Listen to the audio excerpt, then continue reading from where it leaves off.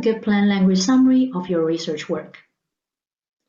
The practice of using plain language to communicate complex ideas to people who are unfamiliar with the subject can be traced back to as early as the ancient Greek era. But to use it formally in law or government policy only began in the 1960s. The concept of applying plain language in academic research communication appeared rather late. In fact, it is becoming a norm for publishers like Wiley, Emerald, and many others to request a plain language summary to be submitted along with the manuscript. Why publishers need that? Because they want publishers from different disciplines to be able to understand the work too, encouraging the notion of cross-disciplinary research. Today, we will talk about what is a plain language summary, or PLS, how to write a good PLS, and how to use it to benefit you as a researcher. So what is PLS? According to this fact sheet by Anne McKenzie, made to improve the communication and participation between medical research and its communities, a PLS is a brief outline of research which helps make information about the research work more open, transparent, and accessible. It is not dumbing down scientific information, but to speak or write about research in a way that non-field specialists can understand. The keywords here are open, transparent, and accessible, and in the scientific world, another especially important keyword is understandable. A PLS written to allow readers to understand the complex idea of research so that non-field specialists can comprehend the work down to a certain point without difficulties. To make research understandable, you need to communicate it in simple language. It's like writing a story of your research. So how to write a compelling research story? Research is all about bridging the gap between the ideal world and reality. What's between the gap of the two are problems which are waiting for researchers to find solutions. Research papers are generally in the position of proposing a solution to the problem addressed. So let's take a look at different types of research communication here. For example, a press release is often used to announce research findings to the general public. Since the general public might not have background knowledge to the subject, the bigger picture is presented with a description of the problem that the research is aiming to solve. For example, if we're writing a press release about a new therapy on lung cancer, we might need to address that lung cancer is the #1 killer in comparison to other cancers. This is to emphasize the severity of the problem, raise awareness of the readers, and then announce that the new therapy has a certain positive result on curing or easing the damages caused by these cancer cells. As to more details on how the mechanism works, probably it will not be mentioned or left with minimal mentions. When it comes to PLS, the target audiences usually are fellow researchers who may or may not be sharing a similar research field. The purpose of PLS is to increase cross-disciplinary communication and collaboration, so it is necessary to put more attention on the solution. The bigger picture is still important, but can be eliminated depending on the solution. A research paper is all about details, so the focus is on the problem, how to solve it, and the outcome of the proposed solution. You may easily find those statements in the corresponding parts of the research paper. And finally, an abstract is a condensed version of the research paper. When converting a research paper into a PLS, it's useful to structure the text into such forms or boxes to be used and manipulated later. In IES, we further simplify it into a storyboard of big why, what, and how to make it more intuitive and easier to comprehend. If you have participated in our previous webinar on effective reading of full text, you might remember we also recommended the same storyboard to aid structured reading. The IES storyboard suggested could also be used for PLS writing since the rationale behind it is the same, which is to extract meaningful context which could later be manipulated to convey engaging narrative. There is no standard format of PLS, and there's more than one way to write one. The size of the box here doesn't represent the percentage of each session within the PLS. You can manipulate the percentage or weightage of the big why, what, or how, depending on subject discipline, purpose of PLS, or target audiences. The big why is all about the bigger picture, or the so what. It can help your audience to understand what are the big issues you are trying to solve and how serious the issues are. SDG, or Sustainable Development Goal, proposed by the United Nations, is something that the government and universities have been emphasizing for the past few years. One way you can do it is to link your research with the 17 SDGs to make the big why loud and clear and fit to the society's need. For example, medical research can easily link back to SDG 3, which is good health and well-being. Social sciences could mostly be related to SDG 4, 5, 8, etc. If your university is practicing SDGs or want to perform well in TH3 ranking on SDG, this part can resonate well with your university's policy.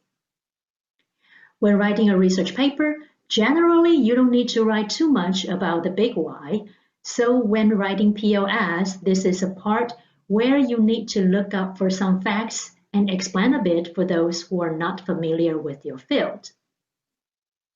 As mentioned, there's more than one way writing a PLS.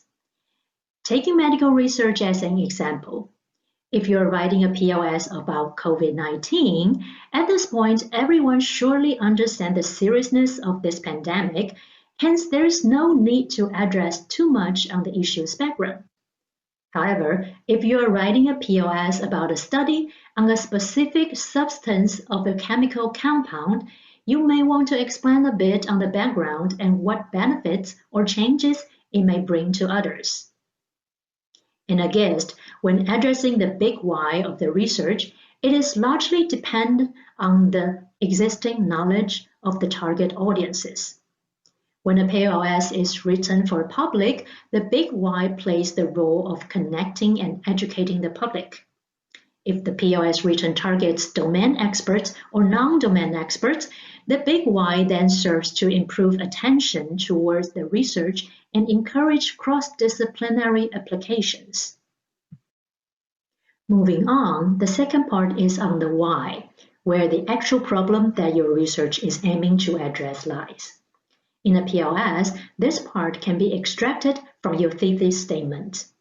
Generally, a thesis statement is found in the last paragraph of the introduction, addressing the immediate problem of the research aims to solve and the proposed solution. Let's look at an example here. This entire portion is from the last paragraph of the introduction. The blue portion highlights the key thesis statement, while the yellow explains how the research is organized to solve the problem. Next, we're going to look at the what of the paper. What is the solution that you provide to solve the problem? Not so much on the solution process, which is more on the how part, but rather on how the solution is going to bring change to the current practice. For instance, we wrote a PLS about the research that proposed to use balsa fiber to compose bulletproof vests. Questions to ask are, what's the difference of this new solution than the existing solution? Who can benefit from it? And where can it be applied? If you look at these questions closely, it becomes clear that the what part of the PLS highlights the novelty and originality of the research, most of which could be found in the conclusion and elaborated within the discussion sessions of the research paper. Referring back to the balsa fiber-based bulletproof vest example, it is lighter, stronger, overperformed, even more cost-effective than the existing vests in the market. So who can benefit from it? Soldiers, police officers, security guards. If we push the concept further, civilians can be better protected by equipping soldiers and police officers with better equipment. Where can it be applied? Globally. So the what of the PLS can be something like composing balsa fiber into the bulletproof vest can improve the durability and performance of the vest, providing better protection to armed personnel globally at a lower cost. So after putting in all the hard work in writing a good PLS, where would you see the fruit of your effort?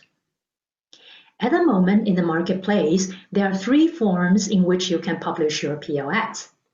In case you are aiming to publish your research paper in Elsevier journals, it is a requirement for you to supplement your manuscript with a few key highlights of your findings in bullet points, which Elsevier calls it as research highlight. The research highlight is more like key takeaways of that paper instead of constructing it into a story. Other publishers requesting for PLS are more like the second example, a 1-paragraph summary in simplified language that goes side by side with the abstract. For the first and second ones, it is a part of the manuscript submission process, while the third one, which is from Kudos, where you can construct a PLS of your published article. Kudos is a platform where you can publish PLS and disseminate it onto social media platforms to reach wider audiences. Researchers can register freely on Kudos without paying a fee, but to explain your papers need to be published in a journal with Crossref DOI. If your research paper is not yet published or published in a local journal without DOI, then Kudos is not a tool for you yet.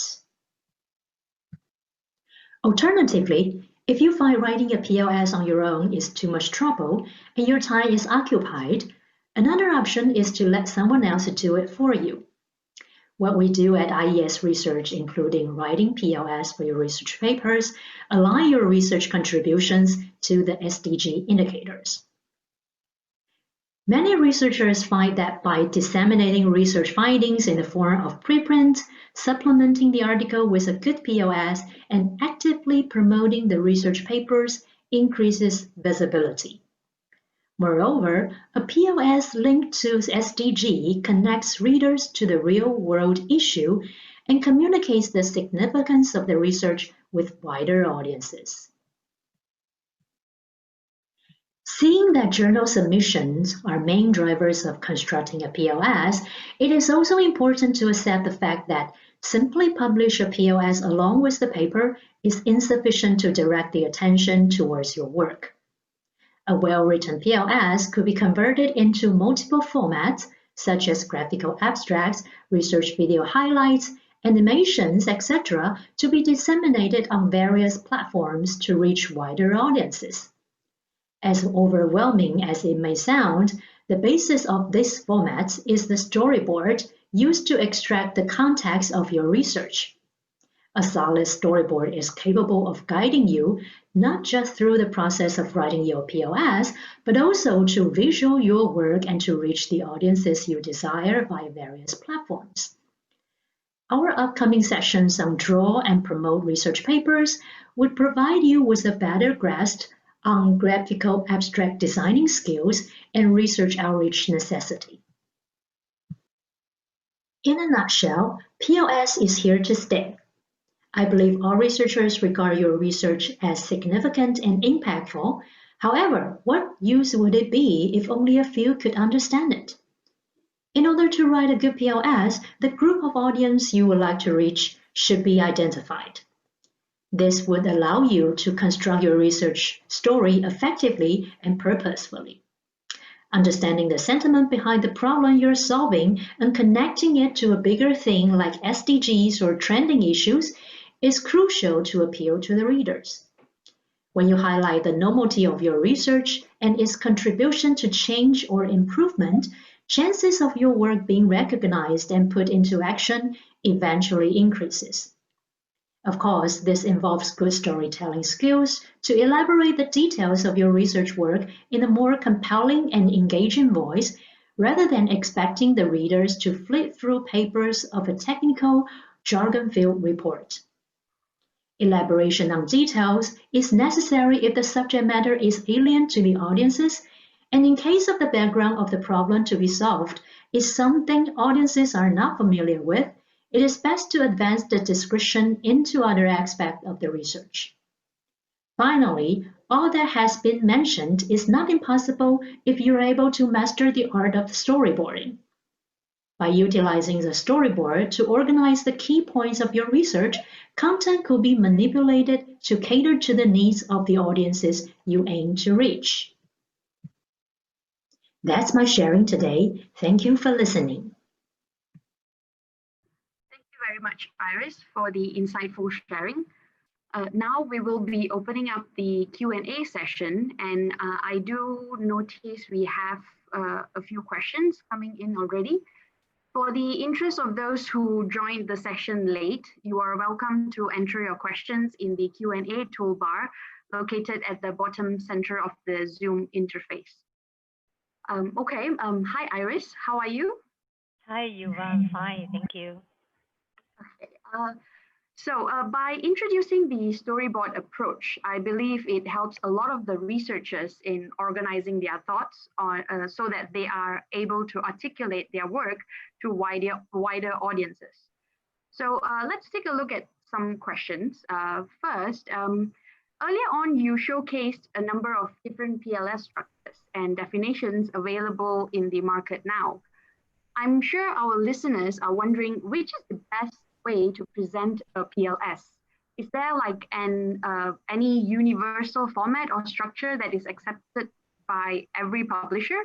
What would you suggest?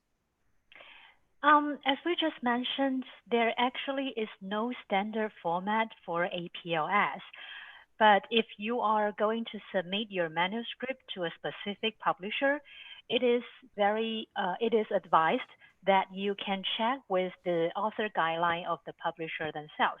Because, for example, like Elsevier, they do have a section which is called highlight, and you can actually put some takeaways or the key points of your research paper. And it is considered one form of PLS, although in the bullet point format. While in other journals, for example, like the AGU cases that we showed in our earlier slide, they simply request for one paragraph or two paragraphs of simple language, which is different from the abstract, and aiming to provide a clearer jargon-free format of your research paper. So it really depends on the publisher if you're going to submit your paper together with the PLS.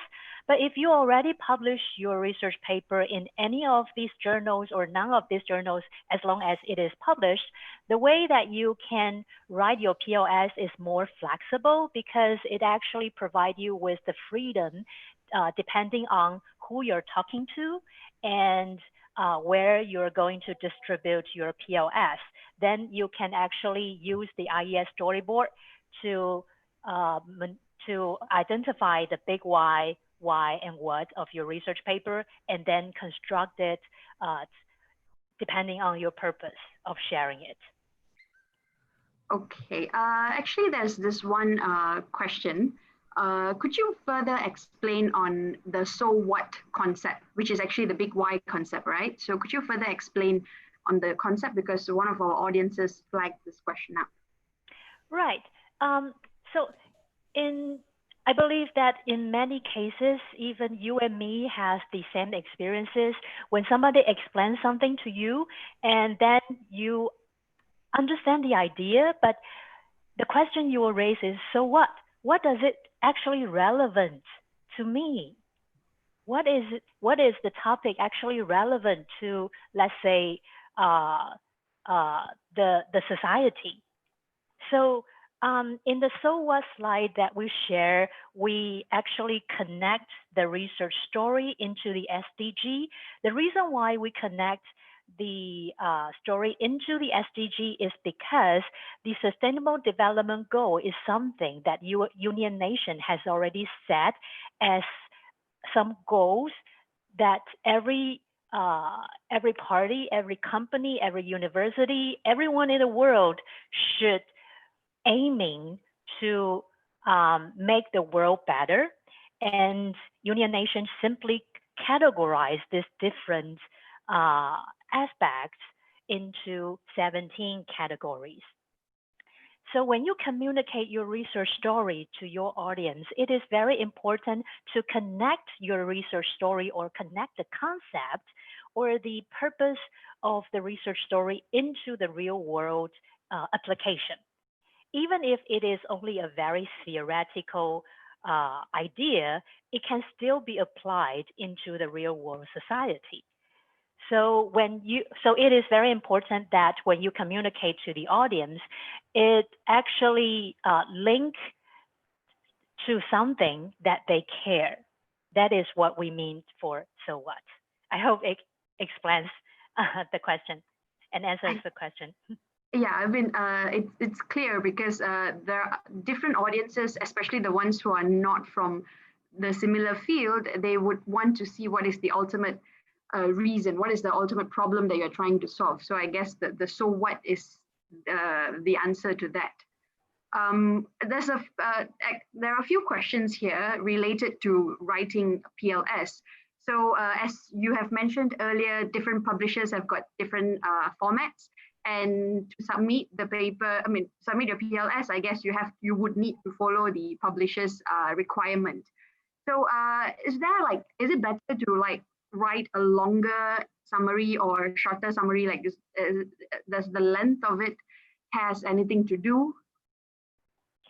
I would say the length of it is not so crucial, but what you're going to express is much more crucial, meaning the big why, the why and what part are actually more crucial than the length of the PLS because you see why in the research paper we need abstract and the abstract is actually like 200 or 300 words in the length is because people got very short attention.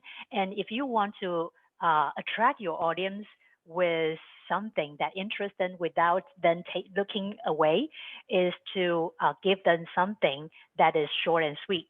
So that is why we have abstract, and that is why we have plain language summary.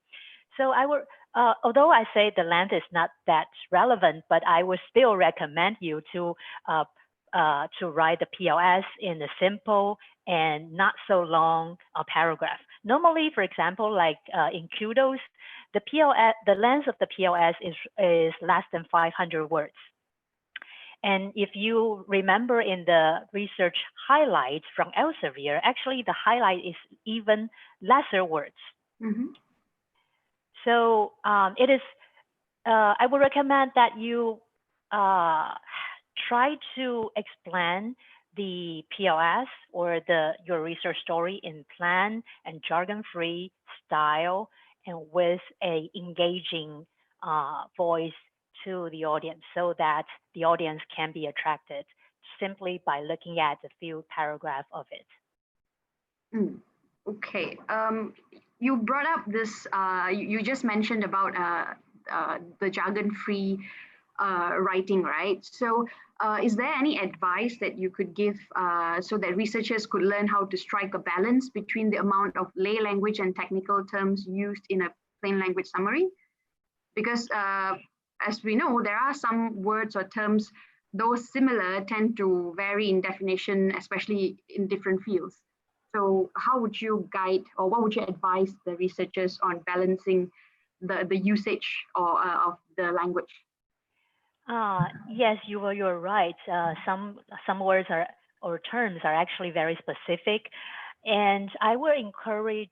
There are actually two ways that I will encourage researchers to do. Is the first is to look up if your subject area do have some kind of thesaurus, and because normally thesaurus has a structured way to categorize different jargons and different terms in that subject area, and normally many times you'll find the jargon that you you have might be at the bottom of the list.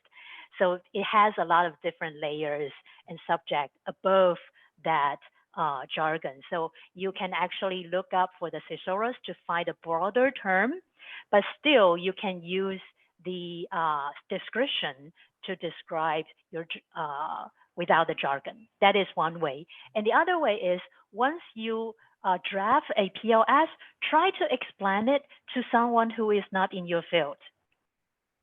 Because it is very often for us to use the jargon to communicate to researchers in the same field, and they totally understand. However, the PLS is aiming to let the specialist who is not in your field to understand what you're doing.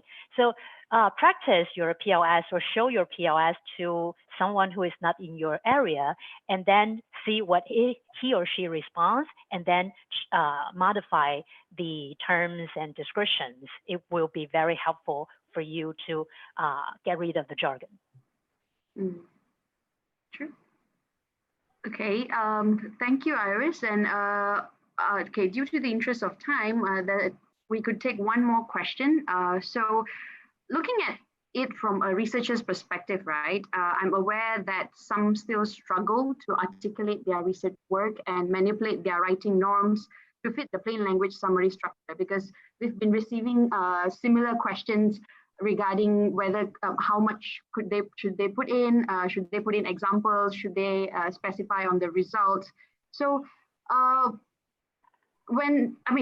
is there a need for the researchers to actually do it by themselves, or should they rather choose to outsource the PLS writing to some scientific copywriters in the market? And in this case, would you be able to share some tips on how researchers could go about selecting their copywriters? Like, are there any specific criteria for them to look out for? Right. Of course, we know that researchers are pretty busy in doing research, and barely have any time to do some extra work, not to mention to promote your research story. So writing a plain language summary and to construct the idea could be a pain in the ass for you, but somehow, yes, there are still copywriters and service providers in the market like IES to help you to draft the PLS. And also, if you think that PLS is too short, you can, of course, elaborate it using examples, using graphics, using even videos in different formats, so that your research story can be distributed in various channels and to a wider audiences. And of course, it is not very cost-effective. Not very effective for you if you do everything on your own, because you have to learn from scratch. So of course, you can choose third-party vendors to help you do that. And in terms of choosing the copywriter for the PLS, I know there are a lot of so-called copywriting services in the market, and they all have special like doctors and master's degrees of professionals to do the copywriting. And that is good, very good indeed when it comes to the manuscript copywriting or editing services. However, if you're choosing to use them as the plain language summary copywriter or editing services, I would actually recommend that the subject area is not something that you would very focus onto, because remember what we say, PLS is meant to let someone who is not in your field to understand. So to use the copywriter in the same field definitely can help you write a PLS, but somehow it may also very easily stuck in the dilemma or stuck in the situation that the language is still jargon filled and cannot be understood by non-field specialists. That is one suggestion. And also another suggestion is to make sure that you have the so what part or the big why part in your plain language summary. And especially in these a situation where the SDG is very well discussed and practiced in different universities and different areas in the world, a connection from the PLS to the SDG is also a very important aspect that when you choose a copywriter. Thank you, Iris. That was really helpful. I'm pretty sure that's helpful for the researchers who are actually trying to create their own PLS. So due to the interest of time, I'm afraid that we may not be able to answer all of your questions raised within this session today. For questions that have not been answered, please do not hesitate to drop us an email, and we are definitely more than happy to respond to you personally. Meanwhile, in order to bring you a better experience in our future webinars, please leave us your feedback by scanning the QR code on the top right corner of the slide. For further questions and discussion, scan the QR code at the bottom right corner of the slide to be added into our Skype chat box. Once again, thank you, Iris, for such an informative sharing, and also appreciate all the interesting questions from the audience. Thank you for the active participation. We hope the two sessions today were helpful, and stay tuned for 2 more interesting webinars tomorrow, which covers the topics of Draw Your Graphical Abstract by Dr. Wong Wei Fu and Promote Your Research Online by Casey Tang. We look forward to seeing you again tomorrow. Thank you. Have a good day and please stay safe. Thank you, Yuval. Yes, hi guys. I'm sharing a link in the chat session for tomorrow's session. You can please register onto that if you haven't done already.